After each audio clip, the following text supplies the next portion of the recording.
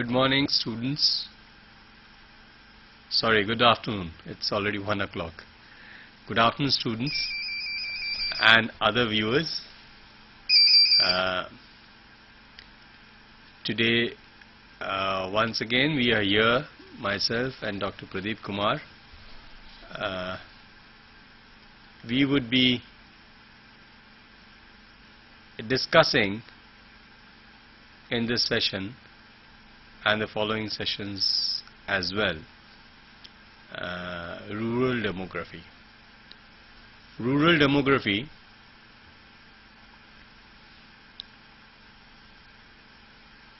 is a very important subject in itself. Demography in its as very important subject in itself. Within that, rural demography is very important because, especially for a country like India, because most of the people live in its villages. So, if at all we want to do something about the rural India, if at all we want India should get developed, we have to think about the large majority of the people in India, that is the people who live in the villages. And unless and until we have the exact figures of how many people are there and what is happening to them, we cannot do any planning for the future. So to make any attempt to bring about development in the rural areas, and demographic situation of the rural rural India should be understood. So for that purpose, we need to assess what is the present scenario, what has been the trend in the past, what is the trend that will be there in the future. These things have to be taken into account for any kind of planning. Before I further go ahead into the subject, which I would certainly intervene at the right moments, I would request my colleague Dr. Pradeep Kumar, our guest colleague, to say the basic things about rural development, rural demography, and how it is related to rural development. Dr. Pradeep Kumar, please. Thank you, sir. Good afternoon, viewers. As you heard that sir has said the brief outline, brief sketch of the rural demography and significance. Before that, I would like to tell you that this rural demography is a part of Rural Development Indian Context MRD 101 course.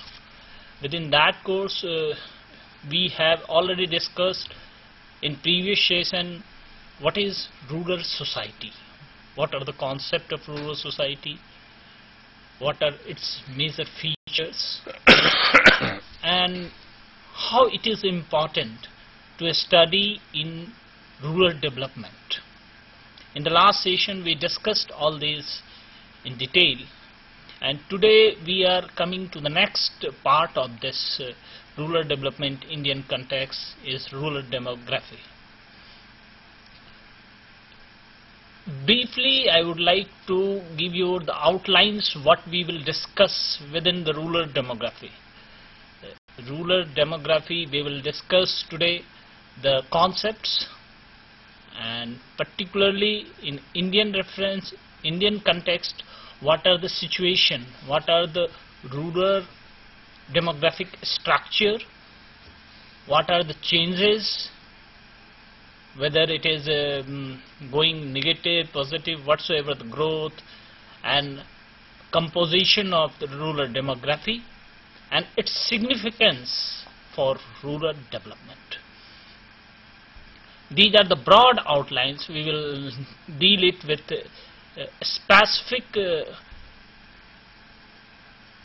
indicators or datas of 2001 or latest datas, how trend shows changes in rural demography.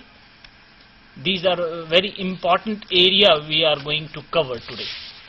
Before we move further, it give you a glance of that is what are the rural demography in Indian context significant. First, a majority of the population belongs from rural society and rural areas, that is more than 72%. So it is very important, very significant to study the rural society and rural demography whose majority of the people are staying in rural society. Second, the growth rate and the structure of rural demography is also very important, as we will see in the ongoing slides also. The structure, particularly in developing countries and India, it's a huge population size, and that is itself considered as negative connotation for development. There are debates on development that population is something resource, and there is also the other side, the people are considering it as a negative factor of development, but we will discuss all these things later on. Come to the first, the concept of rural demography. What is demography?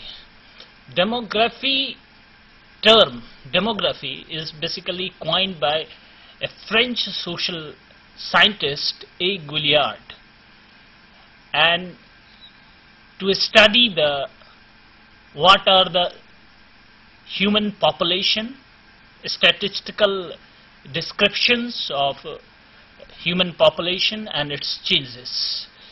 As you are looking the slide, the term has been defined as the scientific study of human population, primarily concerns population size, their structure and development over a period of time in a particular area. May we confine, we locate in a study in a particular area, and overall the concept depicts the overall worldwide demographic structure. This is the basic concept of demography. And when we come to the concept rural demography, then rural demography is a specific concern to the scientific study of population in rural society only. So the difference between the demography and rural demography must has been clear. It's a study the existing population composition. Three main components in population composition is age structure, sex and marital status. What are the structure of these three components and changes is basically the part of rural demography or demography as a whole. So changes in these through birth, death and marriages is very important to study, and other factors like migration and other change factors which intervenes the ongoing process of population composition. So these are the basic area we have to study in rural demography. Next, have a glance of Indian rural demography. What's the, because we are studying it specific to Indian context, so it is very important have some specific indicator or some distinguishing feature of Indian rural demography. As I said, more than 70 or 72% are rural population, and growth rate is very high. That is, if you see since 71, it is in ascending order. Thereafter there is little fluctuation, but before that the growth rate was very high. Not the population is not just replacing this existing population, but it is in ascending order. Since 1999 and 2000 there is a slightly change. In 1999 and 2001 there is a 1.9 per year growth rate, and it also varies state wise. We have the details in when we discussed about the population growth. We will deal these things in detail. Some specific feature is also that certain areas having a large concentration of rural population. UP, Bihar, MP having the largest proportion of rural populations. These are the main central area where largest share of rural population. Next is the migration. Migration is also very important feature of rural demography in Indian situation, because whether it is migration changes the sex ratio, age structure, even the marital status affected by the migration. Migration, three major forms of migration that we will also discuss later on when we talk about migration in detail. So these are the specific features, and before we come to the next, I would like to comment some specific other features. Well, as Dr. Pradeep Kumar has already mentioned, that the rural population is about 70 to 72% of the entire population of this country. It needs the right kind of attention so that when we go ahead with our planning, we do our exercise properly of assessing what is the number of people that lives in the villages of India, and also the different aspects of it, meaning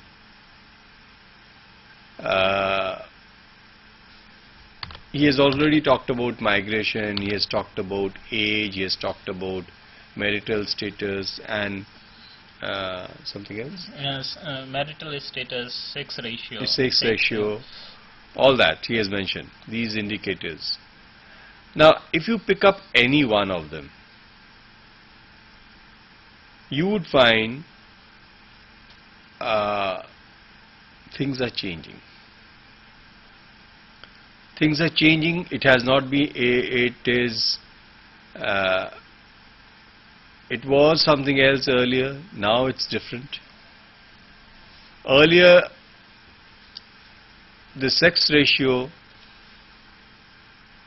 as such was less because the girls were not the preferred child. But if you add the component of migration to it, it becomes further complicated, because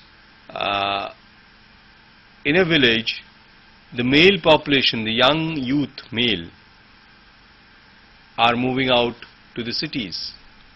You have only the old, maybe the children and the ladies who reside in the villages, because most of the young men, they try to get work outside the villages, in the neighboring cities or even far off cities. So the demographic structure, depending on the situation, it varies. So any development work that needs to be initiated has to take into consideration these factors on case-to-case basis. No, I mean, it is very difficult to make a generalization, because the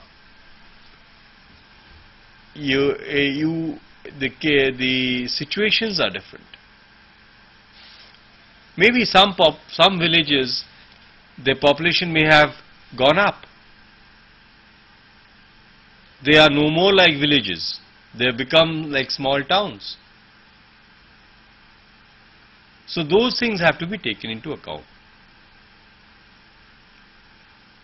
And something else you were mentioning about migration. Not just migration. The rural area largely located in few states, largest proportion UP, Bihar, MP. Now, you see, the rural population as such, rural population till 1971 has been in a very high rate of increase, because the family planning thing has not taken place. I mean, people were not so very particular about it, and the death rate had gone down. There were more and more people were being born, children were being born. There was no control over it. So the population had its, I mean, the increase was in a large, the rate was higher. But since 1971, there has been some kind of a check. It has probably come down.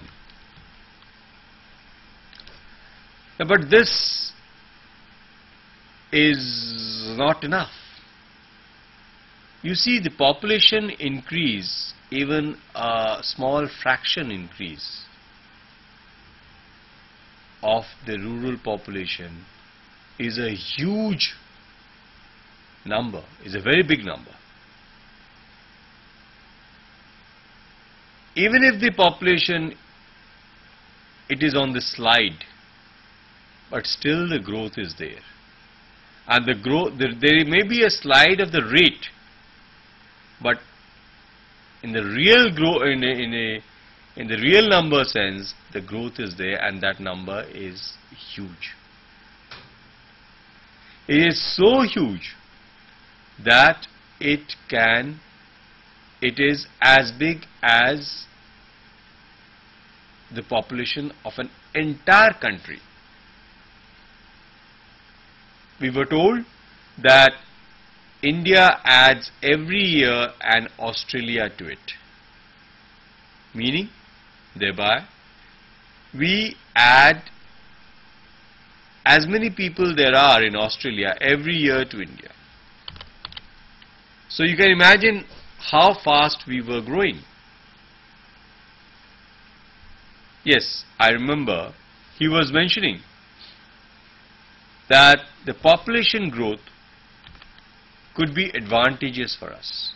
The number of people could be advantageous for a nation. There is no denying of the fact that if you have more people, you have more strength. But the thing is, just more people is not enough. If you have more people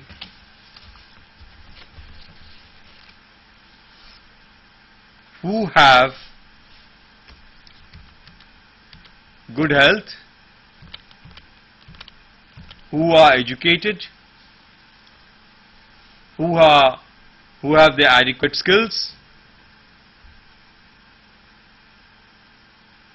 then only you can think of a stronger nation. But when you talk about good health, good education, good skills, then good infrastructure, in all these mean what? Investment. So you cannot just have a population. To take advantage of that population, you need to invest.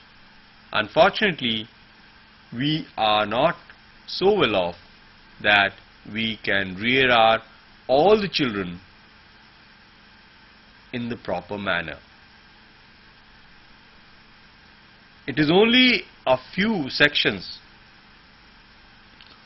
of people who are able to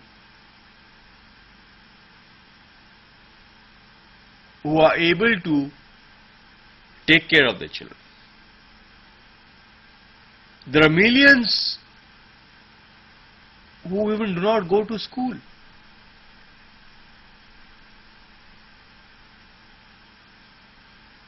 There are people who can't even go to a hospital. Forget getting cared in the hospital. I mean, they can't even reach the hospital.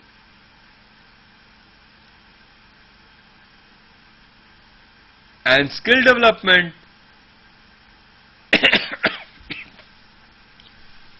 is much more a difficult task. I mean, we have a lot of people, human resources, who can at best do very simple tasks. But they can't do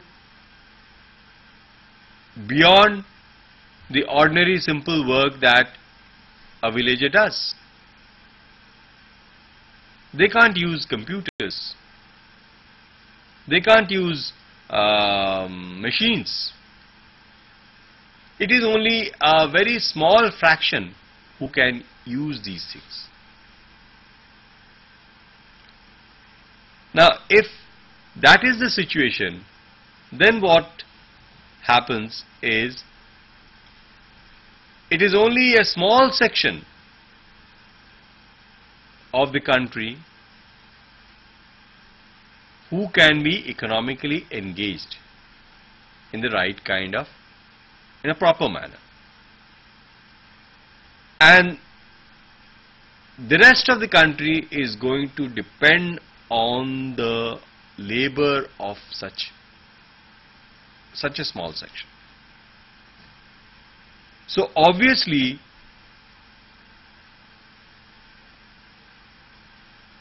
it cannot be a very happy situation for those who are dependent on this small section, and for this small section who have to share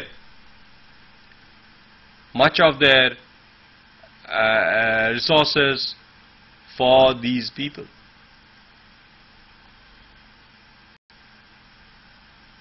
We may have a middle class, but that middle class is a very small proportion to the, compared to the proportion of the entire country. If you see, a large chunk of people are at the bottom of the scale.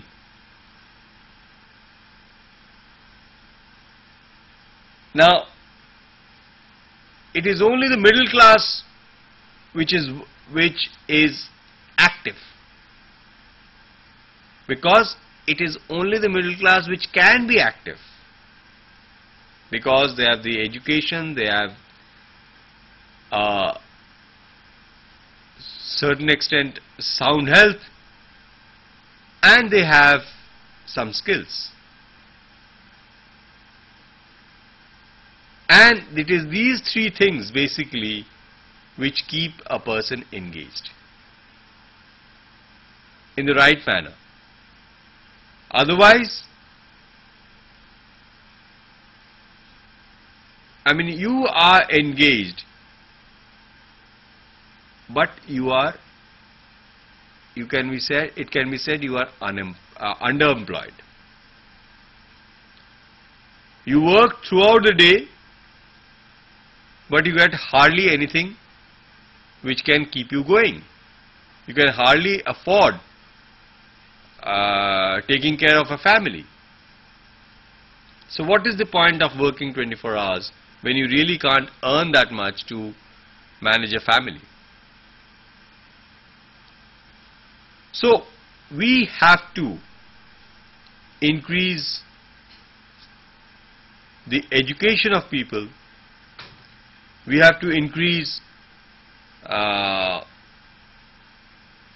quality of health in terms of food and nutrition, as well as the skills.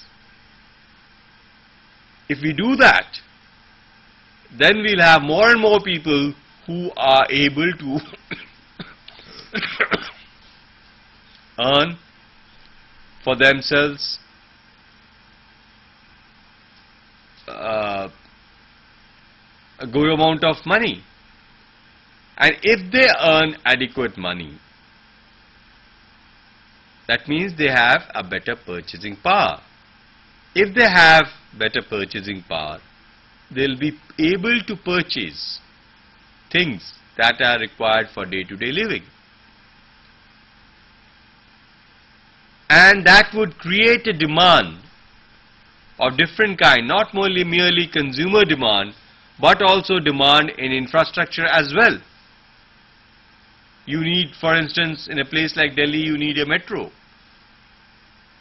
You need flyovers. You need all kinds of demands crop up or start ramifying when people have a better purchasing power.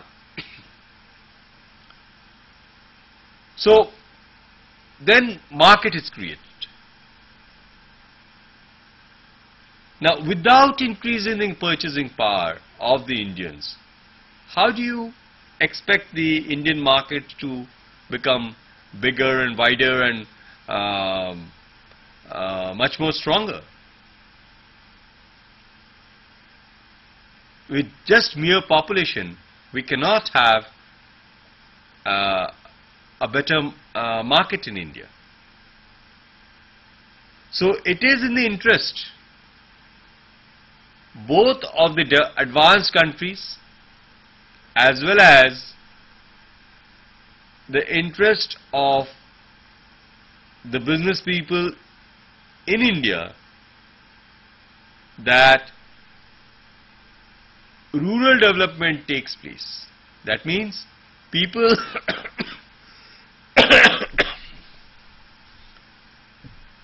the rural people who constitute the majority of population are in a position to afford a better quality of life. If they are able to buy things, what is needed for a proper life, then the business that is happening in India would increase many folds, which would benefit not only the businessmen in India, but also the multinationals as well, who are doing business from other nations. So just mere talking about population is advantageous for the country is not enough. You have to ensure that kind of investment to make population advantageous for you. How we do that investment, that is a different matter. But the government, the planners should make the needful exercise to ensure that kind of investment, to turn the table and take advantage of the population growth. Yes. Pradeep. Yes, thank you. Thank you, sir. Very nicely you have unfolded the debate of development and huge population explosion. Does it positive for development, huge population size?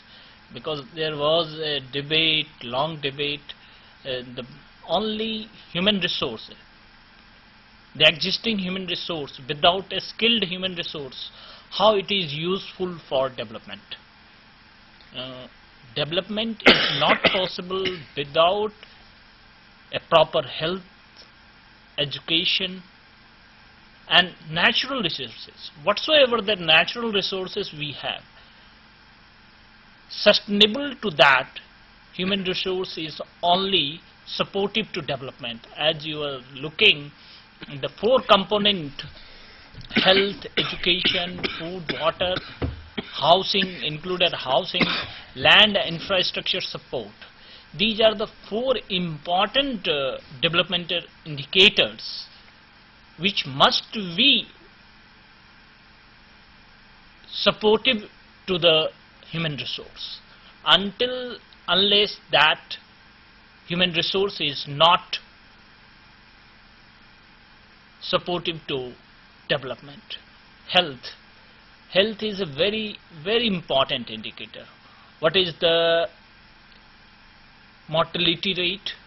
What is the particularly the child mortality rate?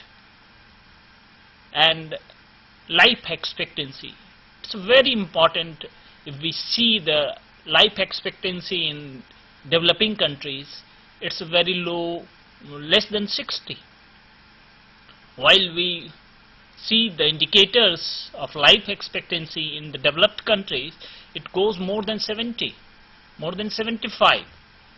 Particularly Japan, even China has higher life expectancy than India, Bangladesh, Pakistan, in these South Asian countries. So, not only life expectancy, we can also see the maternal child and maternal health conditions. It's a highest and very surprising indicators that maternal deaths in developing countries are very high. Child mortality is very high, particularly the girl child infant mortality is very high. Even in India, we can see the states like MP, Bihar, Odisha, these states have highest girl child mortality. There are the other factors we will discuss when we talk about the sex ratio and sex balances in demography, how it plays important role and what are the existing conditions. So health is a very important connotations for development.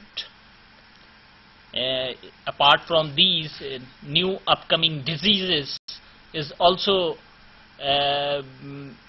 very important factors, and we have very less health infrastructure supportive to the people. If we see the ratio of per 1,000 persons health services available to India is far below than the other developing countries or developed countries. So unless until we have the infrastructure, health facilities and supportive services, we cannot support to human resource, and that human resource is not supportive to rural development. And second is the education. Before it moves into education, I would just add, my views regarding health. You see, health, it's a very tricky situation. If you have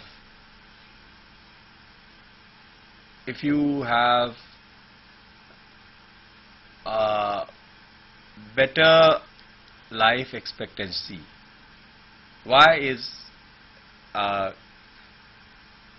advanced country the life expectancy is more? In an advanced country, the life expectancy is more because they have the means to enable a person to live longer. One, they have good food. If something goes wrong, they have the adequate infrastructure to take care of the person. Now, if a person, let's say a man needs about 20 years time to grow. Any child needs minimum 20 years time to grow.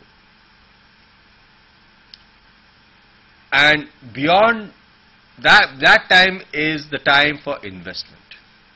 You have to invest on the person. Beyond 20 years, if the man is physically active and mentally active,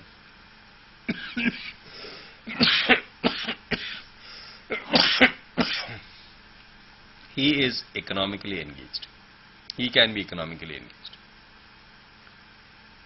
Now, this economic engagement, depending on his economic engagement, if that economic engagement is for a shorter duration,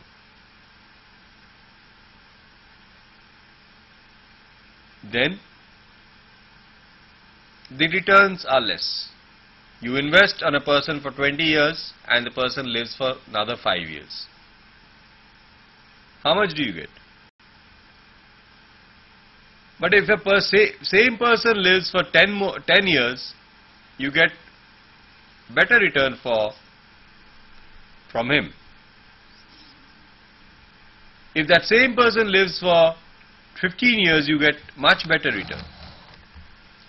If that same person lives and works for 20 years, you get a much better return. And if it continues further, so till 60 he is able to work, or maybe beyond, till 70, then you get a very high return for the investment.